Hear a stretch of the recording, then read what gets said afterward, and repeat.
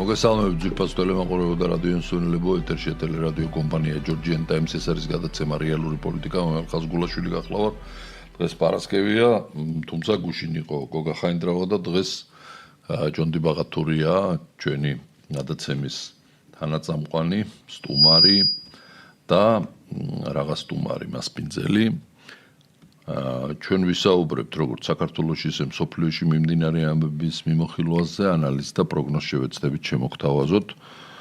პირველ რიგში ჯონდი გილოცავ შენი ტაძრის დღეს გუშინაც მოგილოცე გოგა ხაინდრავასთან ერთად წმინდა მარინეს ხსენება იყო გუშინ. მადლობა. და გილოცავ ამ დიდებულ დღეს შენი ტაძრის სადაც შენ ყოველ შაბათ-კვირას დადიხარ და ყველა დღესასწაულზე იმ ტაძრის ხსენებას დღე იყო და იმ დღეობა იყო და გილოცავ და ყველა მარინეს ულოცავ და სრულიად საქართველოს ულოცავ ამ დიდებულ დღეს. ჩვენ კი გადავიდეთ ჩვენს პოლიტიკურ დღის წესრიგზე, მსოფლიოში დიდი ამბებია. ჩვენ კარგახანია არ გვინახია ერთმანეთი და ძალიან ერთგვარი განგაშის ზარის შემოკვრის ტოლფასი იყო, რაც კასპიის ზღვაში უკრაინის სარაკეტო დარტყმას მოყვა და ირანული გემის განადგურებას და დაღუპვას ერთი მეზღვაურის, რასაც ირანის მხრიდან საკმაოდ მძაფრი რეაქცია მოყვა. შემდეგ სიბიხა შეეცადა რომ ეს შეერბილებინა. მე რა თქმა უნდა ეჭვმეპარება რომ ირანმა ეს დაივიწყა და ამაზე პასუხს არ გასცემს უკრაინას, დარწმუნებული რომ პასუხს გაცემს. თუმცა მე ახლა უკვე შენთან მინდა გავამახვილო სხვა მიმართულებით ყურადღება. ეს არის შეიძლება თუ არა რომ ორი ფრონტი გაერთიანდეს. ანუ ირანი, ისრაელი, ამერიკის შეერთებული შტატების ფრონტი და უკრაინა, რუსეთის ფრონტი. და ძირითადი დამრტყმელი ფუნქცია მიიღოს უკრაინამ. და არა ისრაელმა და არა ამერიკის შეერთებულმა შტატებმა. რატომ ამას თავისი ახსნა აქვს? ამერიკის შეერთებული შტატები უკვე მთელი მსოფლიო მედია წერს, Washington Post-ი, New York Times-ი, ყველა Wall Street Journal-ი, Times-ი, რომ ირანი გამოდგა კერკეტი კაკალი, ამერიკა ვერაფერს ვერ უშვება, თვითონ მათმა მსარდლობამაც განაცხადეს, რომ რაღა უნდა დავბომბოთ, არ ვიცითო, რაც იყო დასაბომბი დავბომბეთო და დანარჩენი მიწისქვეშ არის ყველაფერიო, გრანიტის მთების ქვეშ არისო განთავსებული, რომელსაც ჩვენო ვერ მივწვდებითო უბრალოდ ფიზიკურად. გარდა ამისა, ძალიან მნიშვნელოვანი ფაქტორია ის, რომ ამერიკის შეერთებული შტატები პერიოდულად სავსაცხადებს იმასთან დაკავშირებით, რომ მოიმარაგოს შეიარაღება. და ის 60 დღიანი ვადა რაც ჰქონდათ მათ მოიმარაგეს ეს რაკეტები, ანტისარაკეტო სისტემები. მაგრამ აი ამ პერიოდში გაუთავდათ. იმიტომ რომ ირანმა ორმუზის სრუტეში გამოვალ გემს, რომელსაც მანამდე ტრამპის თავაზობდა, რომ 50-50-ზე გაეყო ირანს, შესთავაზა შემდეგ ტრამპმა ომანს და ომანი დათანხმდა 50-50-ზე გაყოფას და ირანმა დაარტყა ამ გემს და ამას მოყვა თავიდან აფეთქებები და სროლები და ასე შემდეგ. და ამ აფეთქებებს და სროლებს მოყვა, რა თქმა უნდა, განუზომელი იარაღის დახარჯვა. და ეხლა უკვე იარაღის რაოდენობა, როგორც ანტისარაკეტო ბალისტიკური სისტემების, ისე სარაკეტო სისტემების, ანუ პეტრიოტები, უკვე ფაქტიურად თავდება. და თუ გათავდება, ბუნებრივია, ძალიან უმძიმეს მდგომარეობაში აღმოჩნდება ამერიკის შეერთებული შტატები და ამას დაუმატოთ ის, რომ ირანი უკვე პირდაპირ ყოველგვარი მოკიბის გარეშე ურტყამს იმ ბაზებს, რომლებსაც ადრე არ ურტყამდა. რაზეც ამერიკის შეერთებულმა შტატებმა განაცხადა, რომ კითხვა დასვეს ლავროვთან შეხვედრაზე, რუბიომ, რომ თქვენ ხომ არ მიეცითო. ჟურნალისტს დაასმევინეს კითხვა, მაგრამ გასაგები იყო, რატომაც იყო დასმული, რომ თქვენ ხო არ მიეცითო ესო ზუსტად რომ დაარტყესო ესეო. და რუსეთმა უთხრა, არაო, ჩვენ არ მიგვიციაო. და მანამდე ესეთი კითხვა იქნა დასმული, რომ ჩვენო კითხვა კი არა, პასუხი ესე გაიცა, რომ ჩვენო არ ვაძლევთო იარაღსო უკრაინასო. მაგრამ ჩვენო ყიდითო ამ იარაღსო და უკრაინაში თუ ხვდებაო, ეგო ჩვენი ბრალი არ არის. როდესაც რუსებმაც უპასუხეს, რომ არ ჩვენ ვაძლევთო ირანსო იარაღსო, ჩვენც ვყიდითო, მაგრამ ირანში თუ ხვდებაო, ეგო ჩვენი ბრალი არ არის. მოკლედ ერთი სიტყვით ორივე ხელებს იბანენ თითქოს და მაგრამ სინამდვილეში ამ კონფლიქტების უკან დგანან ორივე მიმართულები. გარდა ამისა, ხედავთ რომ ამერიკის მდგომარეობას აღვწერ ახლა მე. რომ ნავთობ დოლარი სასტიკ მდგომარეობაშია აღმოჩენილი, კატასტროფის წინაშე დგას, ორმოზის სრუტეს დაკეტვას დაემატა ბაბელმანდების ყურის დაკეტვა. გამოიწვია რომ ხუსიტებმა პირდაპირ სამხედრო იერიში მიიტანეს უკვე საუდის არაბეთზე, ხოლო საუდის არაბეთმა სამხედრო იერიში მიიტანა დარტყმები განახორციელა ერაყში. ერაყში რატო? იმიტომ რომ საუდის არაბეთმა ესე ახსნა რომ იქ არიანო შიიტური დაჯგუფებებიო და ჩვენო მათ ურტყამთო, იმიტომ რომ აქედან გვესროდნენ ჩვენ ბაზებს.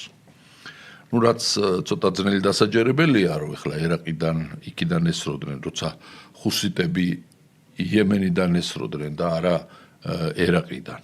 მაგრამ როგორც ჩანს იემენზე დარტყმა არაბებს არ აწყობთ, იმიტომ რომ საბოლოოდ ყოველგვარი მიმართულებით ჩაიკეტება.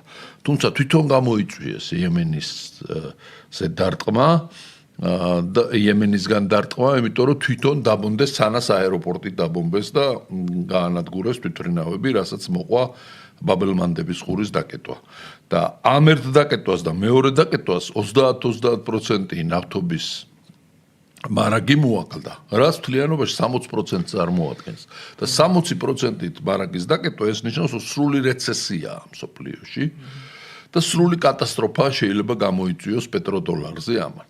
ამას ემატება საშინაო პოლიტიკაში დიდი პრობლემა ამერიკის შეერთებულ შტატებში, არჩევნებია კარზე მომდგარი და ტრამპს აშკარად ებრძვის დემოკრატიული პარტია და მისი მომხრე მედია საშუალებები, რომლებიც ყველანაირად ცდილობენ რომ წარმოაჩინონ რომ ტრამპი არის უსუსური, არაფრის გამკეთებელი, ვერაფერს ვერ აკეთებს და ასე შემდეგ. და პარალელურად ტრამპი ცდილობს რომ უკრაინის ხელით მოკრიფოს ნარი. ხოლო როგორც მაქსიმმა აღნიშნა, ის ზელენსკის იმისთვის ჭირდებოდა ეს დარტყმა კასპიაში, ირანის გემზე, რომ შემდეგ ტრამპს მისთვის თავზე ხელი მოეკიდა და მოფერებოდა მას. რაშია საქმე? ესე იგი, პრინციპში ყველაერთი პრობლემა ერთად ჩამოყარა. ხო, ნუ ეხლა მე გლობალური სურათი დავხატე და შევეცდებით თანმიმდევრულად გავხსნა ეს კვანძი და ამ კვანძის გახსნას დავიწყებ სწორედ კავკასიური კვანძით. და კავკასიური კვანძი დღეს მსოფლიოში ნომერ პირველი მნიშვნელობის არის, იმიტომ რომ ბრძოლა მიდის ევრაზიასა და ჩრდილოეთ ამერიკას შორის. ჩრდილოეთ ამერიკა ცდილობს, ანუ შეერთებული შტატები ცდილობს ევრაზიის კონტინენტზე ომი გააჩაღოს. რითაც გამოიწვევს მისი წარმოდგენით უკუსლას და იმ პროგრესის შეჩერებას, რა პროგრესიც შეინიშნება ახლა განსაკუთრებით აზიის და განსაკუთრებით სამხრეთ-აღმოსავლეთ აზიის მიმართულებით. თუმცა მანამდე ძალიან დიდი პროგრესი შეიმჩნევოდა რუსულ-ევროპულ ურთიერთობებში განსაკუთრებით.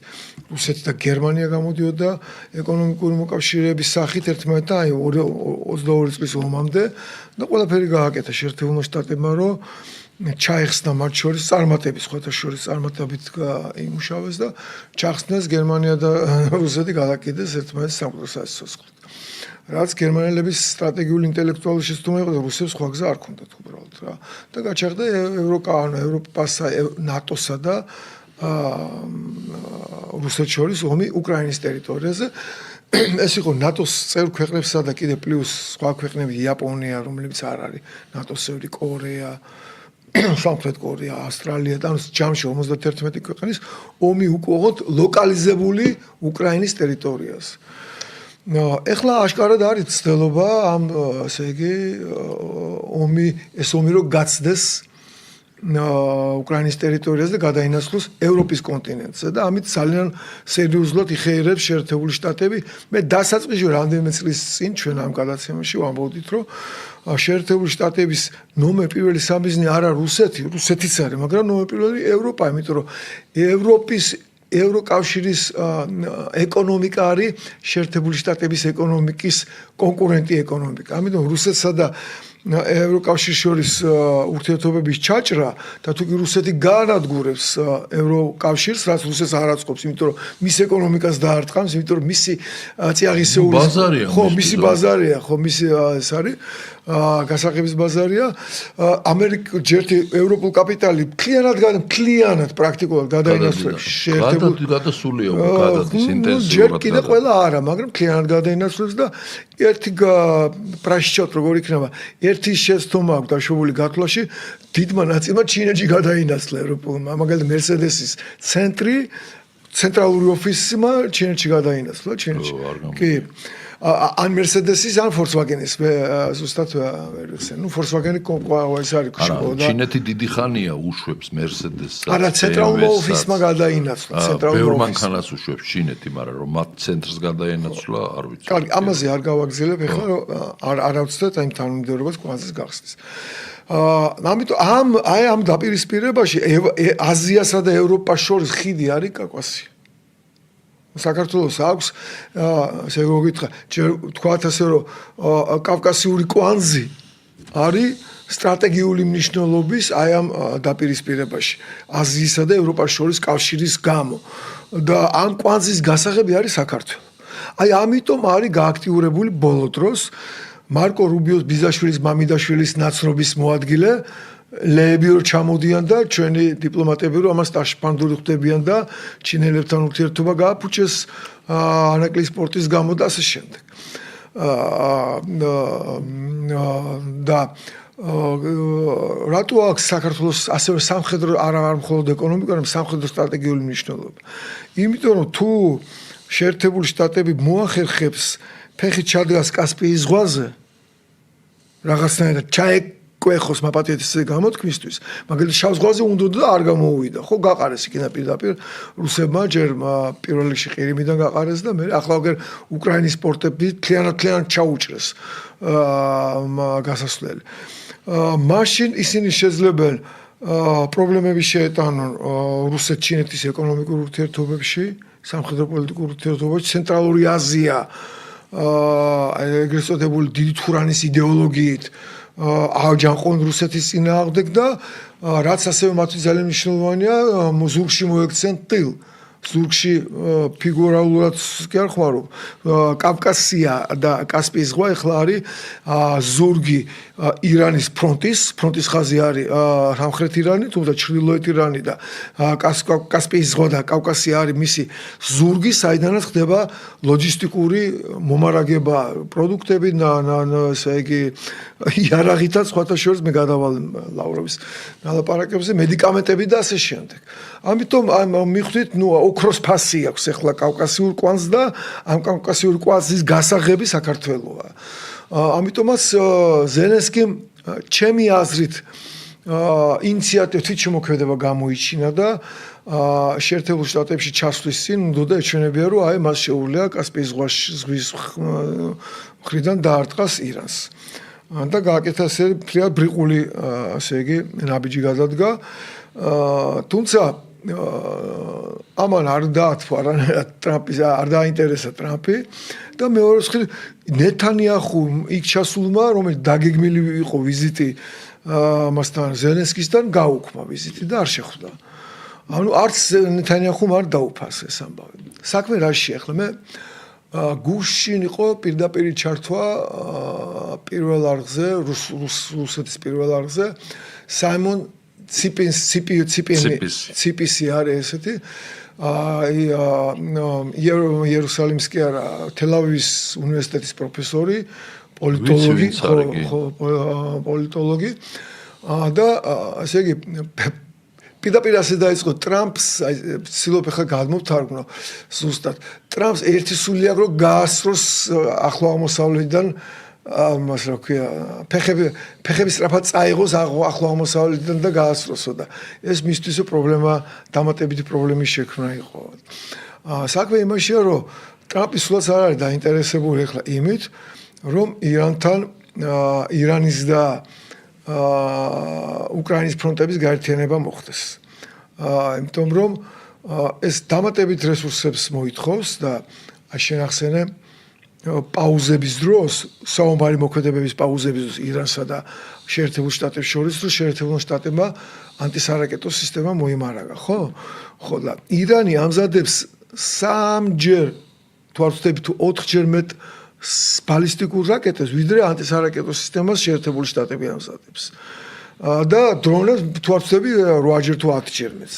ანუ აქედან გამომდინარე, ამ სამხედრო მოქმედებების შეჩერებით ირანმა უფრო მეტად ისარგებლა, იმიტომ რომ პირობითად თქვა და ამ შეერთებულ შტატებმა თუ 100 სარაკეტო სისტემა, ანტისარაკეტო სისტემა დაამზადა, ირანმა დაამზადა 30 სარაკეტო სისტემა, ხო? 30 რაკეტა და ამით მისი შემტევ უნარიანობა გაიზარდა, შესაბამისად, იმიტომაც ირანმა ახლა უკვე შეუტია იორდანიაში ბომბავდა გუშინ შეერთებული შტატების სამხედრო ბაზას და შეერთებულ შტატებს უფრო ფიზიკურად არ აქვს იარაღი, რომ თავი დაიცვას და დაიცვას მისი სატელიტი სახელმწიფოები, ისეთი როგორც არის ისრაელი და არაბული მონარქიები, როგორც ამ სპარსეთის ყურის არაბულ სახელმწიფოებს ეძახიან. ამიტომ ტრამპი ცდილობს, რომ როგორმე გაასწროს ამ არჩევნებამდე, აი ეს არჩევნები, რომელიც შენ ახსენე, მე დარწმუნებული ვარ, ამ არჩევნებს სენატსაც და იმასაც წააგებენ. რესპუბლიკელები ტრამპს შეცდომას დაუჭირ, რაც ძალიან ცუდია, იმიტომ რომ ახლა ტრამპი მიუხედავად იმისა, რომ ძალიან აგრესიულად, ძალიან უზნეოდ მოიქცა, მოდი ესე ვთქვათ, და სტრატეგიული შეცდომები დაუშვა, ასე იგი ცეცხლის დანისპირას გადის ახლა მთელი მსოფლიო, რომ არაფერი ხდეს დიდი ომისთვის. მაინც მე მაინც მიმაჩნია, რომ ჩვენ მაინც ვისარგებლეთ ტრამპის მოსვლით და ეს მარტო USAID-ის დახურვა რადგირდა ჩვენთვის და აი ეს ბაიდენის და მოკლედ იმათი დამურნება, ამ ადმინისტრაციის დაბრუნება ჩვენთვის მიზანშეწონილი მაინც არ იქნება.